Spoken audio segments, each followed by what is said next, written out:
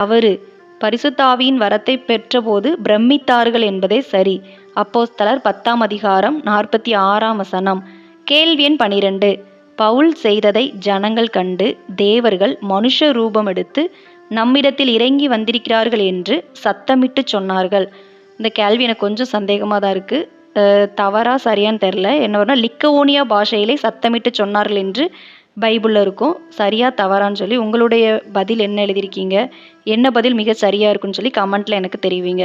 அப்போஸ்தலர் 14ஆம் அதிகாரம் 11ஆம் வசனத்தில் லிக்கவோனியா பாஷையிலே சத்தமிட்டு சொன்னார்கள்னு சொல்லி இருக்கும். இங்கே அந்த லிக்கவோனியா பாஷையிலேங்கிறது இல்லை. அதனால் சரியா தவறா அப்படின்னு சொல்லி மட்டும் நீங்கள் கமெண்ட்டில் சொல்லுங்கள்.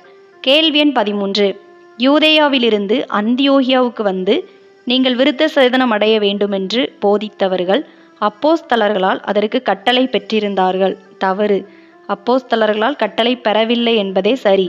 அப்போஸ்தலர் 15ஆம் அதிகாரம் 24ஆம் வசனம். கேள்வி எண் 14. பவுலும் பர்னபாவும் பிரிகியா நாட்டில் வந்தபோது மார்க்கு அவர்களை விட்டு பிரிந்து போனான். தவறு. பம்பிலியா நாட்டில் வந்தபோதுதான் மார்க்கு அவர்களை விட்டு பிரிந்து போனான்.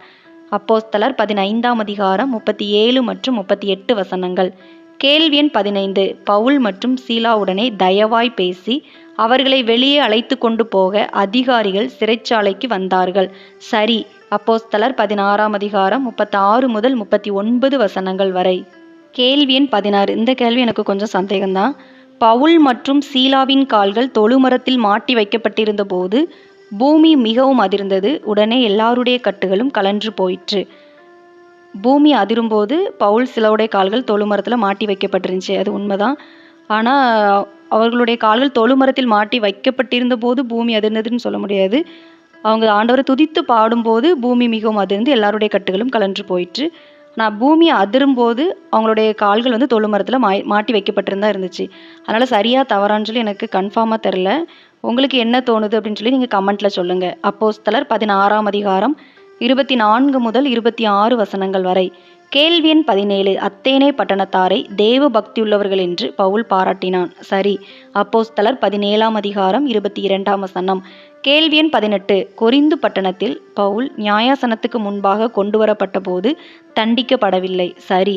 அப்போஸ்தலர் 18ஆம் அதிகாரம் 1ஆம் வசனம் மற்றும் 12ஆம் வசனம் முதல் 16ஆம் வசனங்கள் வரை. கேள்வி எண் 19. எபேசு பட்டணத்தின் அரங்கசாலைக்குள்ளிருந்து பவுலை விசுவாசிகள் விடுவிக்க வேண்டியதாக இருந்தது. தவறு. அப்போஸ்தலர் 19ஆம் அதிகாரம் 29 முதல் 31 வசனங்கள் வரை. சீஷர்கள் அவனை அரங்கசாலைக்குள்ள போக விடலை. சீஷர்களும் சிநேகிதரும் அவனை போக விடவில்லை.